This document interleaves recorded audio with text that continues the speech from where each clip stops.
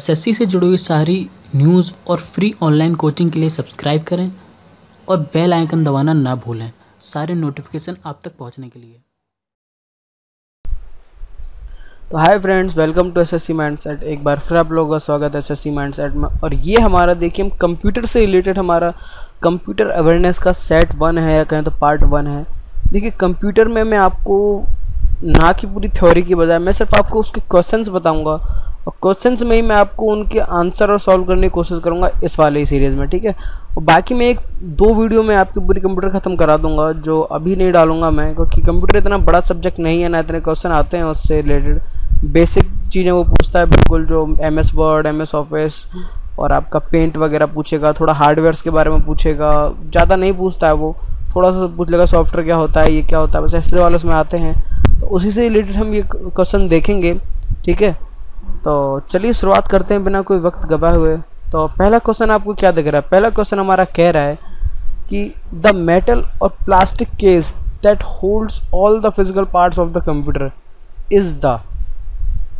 अब वही देखिए, वो कह रहा है कि आप कभी अपने कंप्यूटर देखा होगा तो एक प्लास्टिक या लोहे का केस होता है, एक बॉक्स टाइप का होता है, उसमें सारे फिजिकल पार्ट्स होते हैं, जिसमें उसमें रैम होती है, हार्ड डिस्क होती है, DVD प्लेयर होता है उसका, ठीक है, और फैन होता है, मदरबोर्ड होता है, वो सारी चीज़ें उसके अंदर होती हैं। तो जो तो एक कहते हैं एकदम से पूरे कंप्यूटर की बॉडी कहलाता है वो, ठीक है। दिल भी उसके अंदर होता है, जैसे आपका ALU arithmetic logical unit, CPU आपका CPU कहलाता है इंडायरेक्टली, ठीक है। तो जो पूरी जो आपकी फिजिकल बॉडीज़ होती हैं वो आपकी क्या कहलाती हैं, ठीक है, वो सब आपकी पूरी मिलकर कहलाती है सिस्टम यूनिट, ठीक है। क्या कहलाती है? System unit, okay. ऐसे ही देखिए, अगर हम नेक्स्ट क्वेश्चन पे पहुँचें तो नेक्स्ट क्वेश्चन क्या कह रहा है हमारा? नेक्स्ट क्वेश्चन हमारा कह रहा है control the way in which the computer system functions and provides a means by which users can interact with the other. देखिए, वो ये कह रहा है कि कंट्रोल करना, या फिर आप उसको लास्ट से देखना शुरू करिए, which user can interact with the computer. देखिए, यूजर इंटरेक्ट करता है कंप्यूटर से, कैसे करता है? देखिए, आप कभी भी कंप्यूटर चालू करेंगे तो चालू करने के बाद उसकी प्रोसेस होती है, डॉस प्रोसेस चलती है, और उसके बाद क्या होता है, सबसे पहले क्या खुलता है, ठीक है। आपने देखा होगा एक लोगो बना आता है आपका माइक्रोसॉफ्ट का, ठीक है, विंडोज़ का, वो क्या होता है, ठीक है। आप उसी के ज़रिए तो आप काम करते हैं। देखिए, नहीं तो कंप्यूटर तो आपकी मशीन लैंग्वेज समझता है, 0101 समझता है, पर आप तो इंग्लिश में टाइप करते हैं, माउस क्लिक करते हैं, तो वो कैसे समझता है, ठीक है। और आप उसकी भाषा कैसे समझते हैं? तो वो क्या करता है, ऑपरेटिंग सिस्टम हमारी मदद करता है इंटरेक्ट करने के लिए, ठीक है। कौन करता है? Operating system. तो क्या बोलेंगे? The operating system controls the way in which the computer system functions and provides a means by which user can interact with computer, ठीक है। अब देखिए नेक्स्ट में देखें हम, तो नेक्स्ट हमारा कह रहा है is the science revolving around the use of nano structure to build device on extremely small scale. अब देखिए, अब आप इतने हिस्से को छोड़ दें, ठीक है, यहाँ से पढ़ना स्टार्ट करें। Science revolving around the use of nano structure. देखिए, वो ये कह रहा है कि आजकल आपने देखा होगा, अगर आप टेक न्यूज़ देखते हैं, कोई देखते हैं, अब जो आपके चिप्स बन रही हैं, ठीक है, वो कौन सी है? वो नैनो टेक्नोलॉजी पे बनती हैं, ठीक है। 5 नैनोमीटर की आपकी चिप बन रही है, जो आपकी 14 nm की चिप बन रही हैं, ठीक है। तो वो क्या होती हैं? नैनो टेक्नोलॉजी का इस्तेमाल करती हैं, जिससे क्या होता है, जो सारे जो हार्डवेयर्स होते हैं ना, उनका साइज छोटा हो जाता है और प्रोसेस उनकी फास्ट हो जाती है, ठीक है।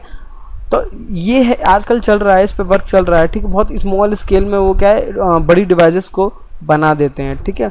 जैसे भी आपका माइक्रोसॉफ्ट ने करा है, क्या किया कि उन्होंने एक 5 नैनोमीटर की चिप बनाई है और उसमें 30 बिलियन ट्रांजिस्टर्स लगाए हैं, ठीक है, जो बहुत बड़ी बात है। तो वो ये है नैनो टेक्नोलॉजी, ओके।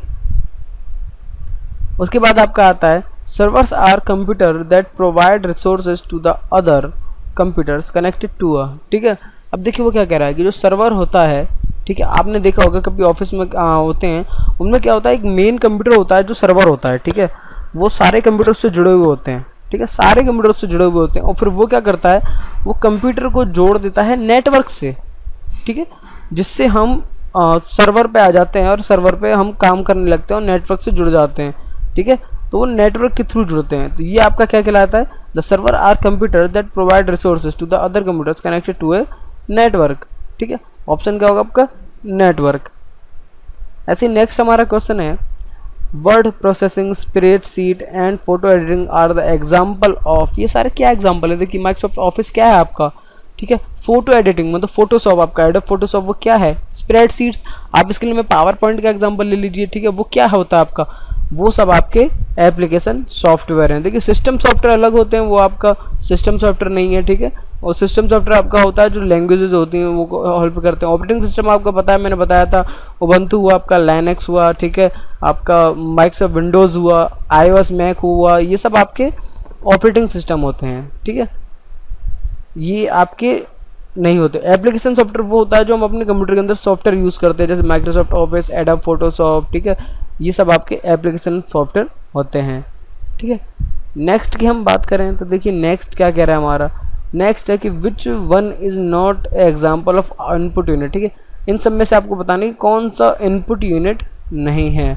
देखिए शुरुआत करते हैं स्कैनर से। तो स्कैनर क्या करता है, कोई भी हम फोटो या कोई भी लेटर को लेते हैं, उसको स्कैन करते हैं और वो कंप्यूटर के अंदर सेव हो जाता है, मतलब ये इनपुट यूनिट है, ठीक है। माउस क्या होता है, हम क्या है माउस यूज़ करते हैं, इंस्ट्रक्शन देते हैं, क्लिक करते हैं कहीं पे और वो उसी हिसाब से कंप्यूटर वर्क करता है, तो मतलब ये भी इनपुट यूनिट है। सॉरी, कीबोर्ड से क्या होता है, हम टाइप करते हैं और वो कंप्यूटर में सेव हो जाता है, तो मतलब ये भी हमारा इनपुट यूनिट है। बचा कौन सा से प्रिंटर। प्रिंटर क्या करता है आपका, प्रिंटर करता है कि कंप्यूटर के अंदर कोई भी फोटो है हम उसे कागज़ पर छाप के बाहर निकाल लेते हैं, ठीक है, तो मतलब ये हमारा प्रिंटर आउटपुट यूनिट हो गया, इनपुट यूनिट नहीं हुआ, ठीक है। चलिए आगे बढ़ते हैं। देखिए नेक्स्ट क्वेश्चन क्या कह रहा है आपका, अ स्ट्रिंग ऑफ 8 zeros और 1 इज कॉल्ड। देखिए वो उनका कहने का मतलब है कि मान लीजिए कोई 8 नंबर है, कैसे 0 1 1, ठीक है, 0 0, ओके, 1 1 और फिर 0, ठीक है। अब ये 8 नंबर हैं, अब वो ये पूछ रहा है कि यार ये जो 8 नंबर हमने लिखे हैं ये क्या है, ठीक है, इसको हम क्या कहते हैं, ठीक है। अब देखिए अगर ये आपके बाइनरी डिजिट्स हैं, ठीक है, और बाइनरी डिजिट के 8 डिजिट अगर मिला देते हैं तो हमारा एक बाइट बनता है। बिट से कंफ्यूज मत होइएगा, ठीक है, बिट नहीं बनता आपका, बाइनरी डिजिट्स को मिला के सबसे पहले सबसे छोटा जो बनता है वो बनता है बाइट, ठीक है। आपका ऑप्शन क्या होगा, बी। फिर बाइट के बाद मेगा बाइट, ठीक है, सॉरी किलो बाइट, फिर आपका मेगा बाइट, फिर आपका गीगा बाइट, फिर टेरा बाइट, ठीक है, ये सब ऐसे बनते चले जाते हैं, ठीक है। उसके बाद जो हमारा नेक्स्ट क्वेश्चन आता है वो क्या आता है हमारा, कि after a picture has been taken with a digital camera and processed appropriately the actual print of the picture is concerned. देखिए वो कह रहा है कि हमने कैमरे से एक पिक्चर ले ली, ठीक है, हाँ हमने एक पिक्चर खींच ली और उसके बाद क्या करा, हमने प्रोसेस करी और एक एक्चुअल प्रिंट निकाल लिया उस पिक्चर का, ठीक है, तो वो क्या हुआ, ठीक है, वो क्या कहलाया, वो आउटपुट कहलाया। क्यों, क्योंकि हमने देखिए उसे इनपुट करा, हमने खींच के हमने सेव कर ली, बाद में क्या करा, हमने उसे प्रिंट निकाल के बाहर निकाल दिया, तो मतलब वो आउटपुट हो गया हमारा। तो क्या होगा, आउटपुट। ऑप्शन क्या होगा आपका, बी। नेक्स्ट है आपका इज द स्टडी। देखिए इज द को हम हटा देते हैं, पहले यहीं से पढ़ते हैं सब। Study of molecules and structures whose size ranges from 1 to 100 nanometre. देखिए अगर नैनोमीटर की हम बात कर रहे हैं, 100 to नैनोमीटर, तो अब हमने जब बना रहे थे, हम आपको चिप्स बनाए थे, मैंने क्या बताया था आपको, नैनो टेक्नोलॉजी।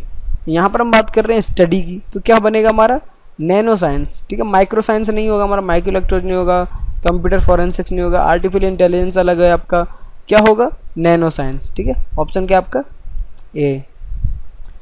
अब देखिए इसकी हम बात करें, the ability to recover and read deleted और damage files from criminals computer is an example of law enforcement specially called. अब देखिए यहाँ पर आपका क्या आ रहा है, क्रिमिनल्स आ गए, आपका साइबर सिक्योरिटीज़ आ गई, आपका पुलिस आ गई, ठीक है। अब देखिए रोबोटिक्स क्या होता है आपका, रोबोटिक्स होता है रोबोट्स बनाना, ठीक है। एनिमेशन होता है आपका एनिमेशंस बनाना, कार्टून्स वगैरह बनाना। सिमुलेशन आपका क्या होता है, ठीक है। देखिए अगर आप सिमुलेशन को देखेंगे, देखिए सिमुलेशन आपका क्या होता है, अगर सिमुलेशन को हम समझें डायरेक्टली या इनडायरेक्टली समझें, तो ये एक स्टडी होती है जहाँ पर हम क्या करते हैं, कुछ मॉडल्स बनाते हैं और उसको हम स्टडी करने की कोशिश करते हैं सिमुलेशन के थ्रू, और वो हमारा सिमुलेशन कहलाता है, ठीक है।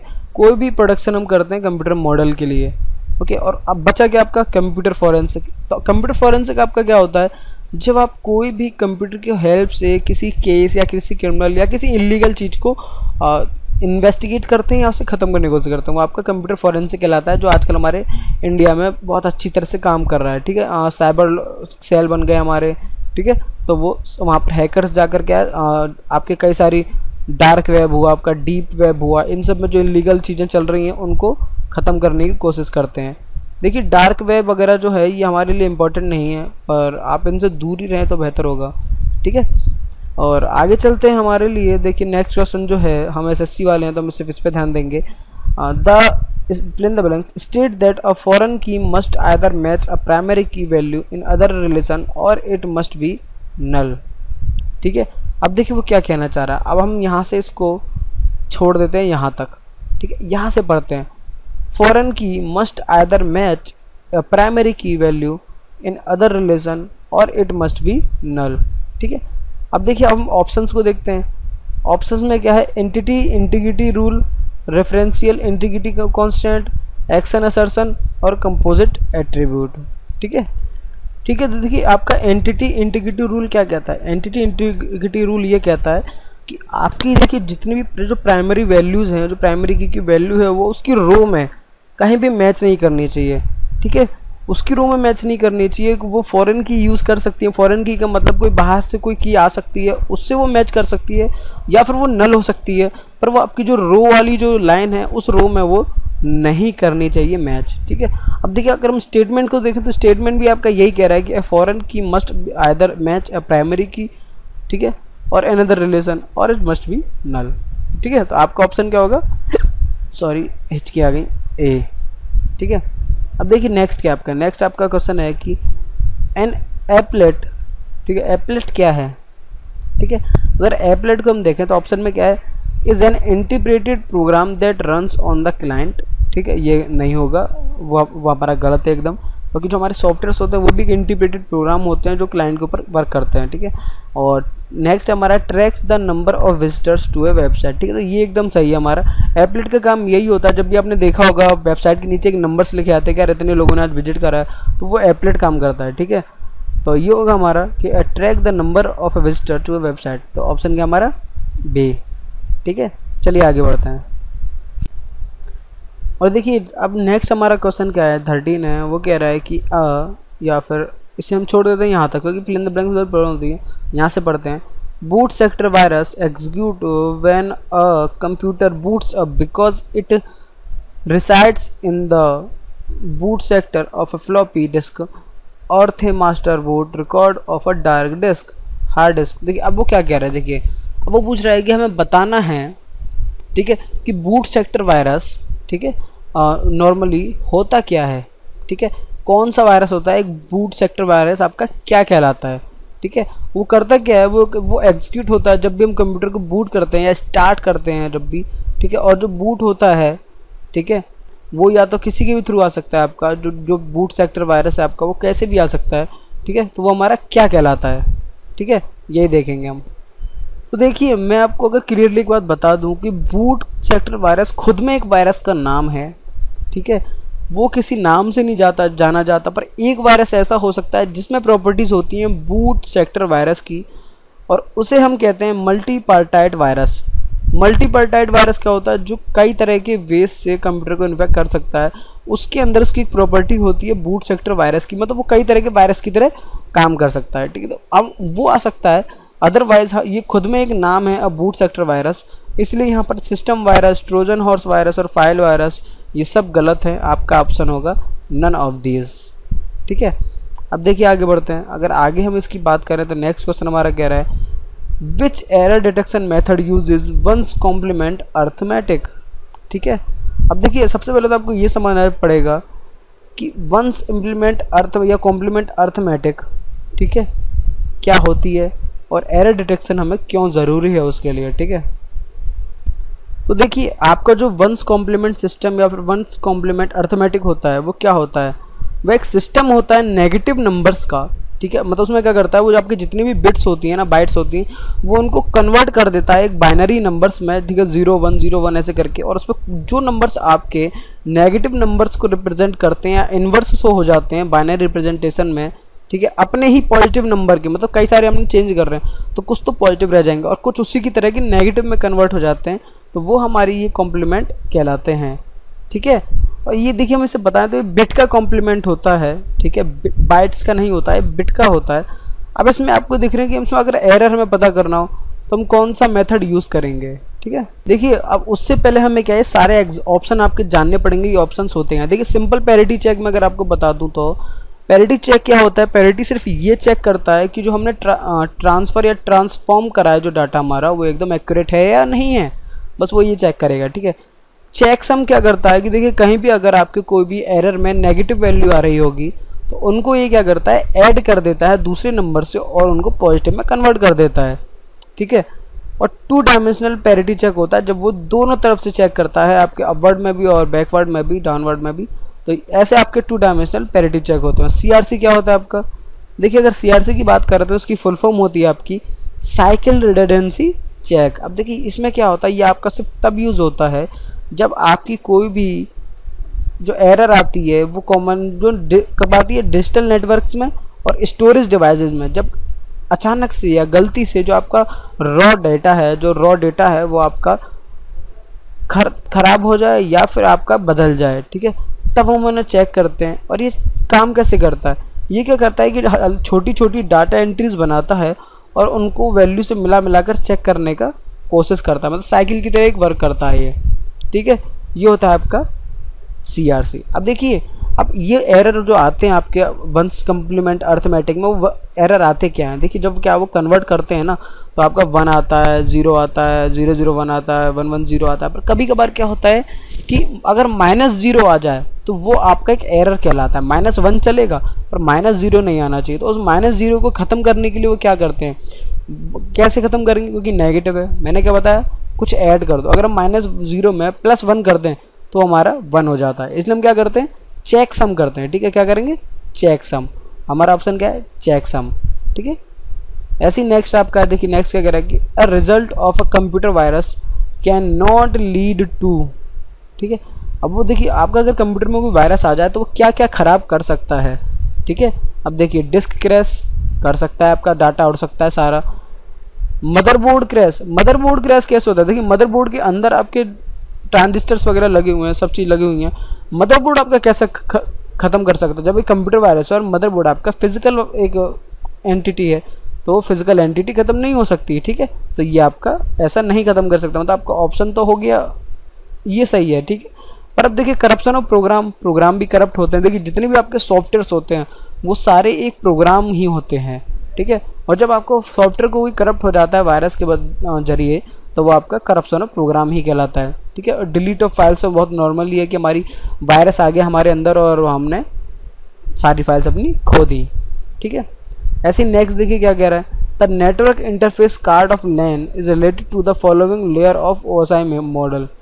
ठीक है, अब देखिए जो लैन का जो इंटरफेस कार्ड या नेटवर्क होता है वो आपकी OSI मॉडल से कौन सी लेयर से रिलेट करती है। ठीक है, तो देखिए transport layer, network layer, data layer या फिर उसे फिजिकल लेयर भी कह सकते हैं या फिर सारी। अब देखिए OSI मॉडल जो होता है ये किसके लिए बनता है, ये नेटवर्क इंटरफेस के लिए बनता है। तो इसका मतलब देखिए जो भी इंटरफेस बन रहा है आपका OSI मॉडल के अंदर, ठीक है, और लैन के अंदर, वो सारी लेयर्स कहीं ना कहीं रिलेट करेंगी लैन से।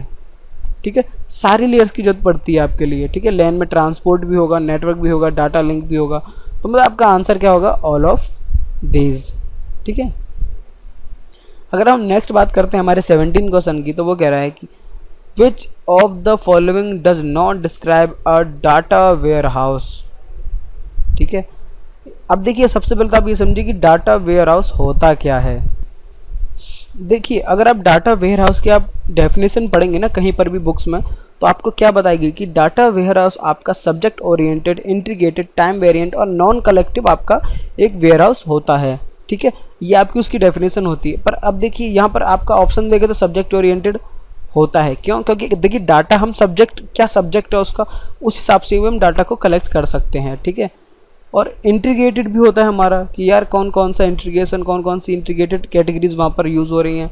टाइम वेरिएंट, कौन कौन से वक्त में हमने कौन कौन सा डाटा अपलोड किया था, तो हम वहाँ से भी उसको अलग करके वेयर हाउस में रख सकते हैं। पर अपडेटेबल, देखिए अपडेटेबल नहीं कर सकते क्योंकि कोई भी सॉफ्टवेयर कभी भी अपडेट मांग सकता है। तो हमने ये हिसाब लगा सकते कि यार कौन सा कब क्या और कितना अपडेट उसको चाहिए।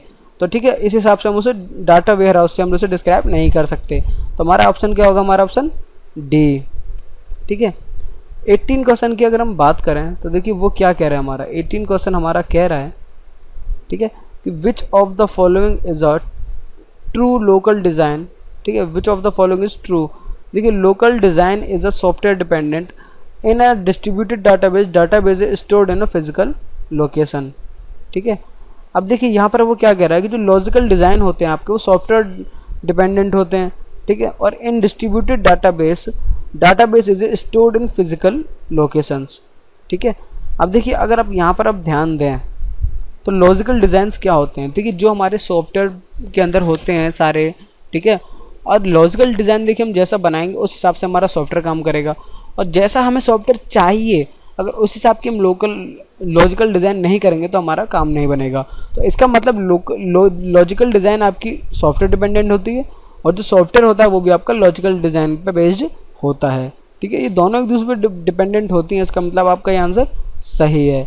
कौन सा सही है, आपका ए सही है। दूसरा क्या कह रहा है, distributed database, database is stored in one physical location. देखिए डाटाबेस आपका किसी एक फिजिकल लोकेशन में सेव नहीं हो सकता, कहीं एक से ज़्यादा में सेव हो सकता है। आप भी जानते हैं क्लाउड पे सेव हो सकता है, हार्ड डिस्क में शो होता है, आपका फ्लॉपीज में शो होता है, तो अलग अलग तरह से फिजिकल लोकेशन में वो सेव हो सकता है। ठीक है, देखिए तो ये टोटल आपके क्वेश्चंस थे 18 जो मुझे लगा पहली वीडियो में बताने ज़रूर है। उसके बाद मैं नेक्स्ट वीडियो में और क्वेश्चन लेकर आऊँगा, तो आई होप कि आपको हेल्पफुल लगे होंगे। अगर हेल्पफुल लगे हैं तो प्लीज़ इन वीडियो को लाइक कीजिए, कुछ पूछना है तो कमेंट कीजिए और सब्सक्राइब कीजिए। ठीक है, क्योंकि ये एग्ज़ाम पॉइंट ऑफ व्यू से बहुत ज़्यादा इंपॉर्टेंट है आपके किसी भी एग्ज़ाम के लिए। ठीक है, तो फिर मिलते हैं नेक्स्ट वीडियो में, तब तक के लिए bye, thanks for watching and Vande Mataram.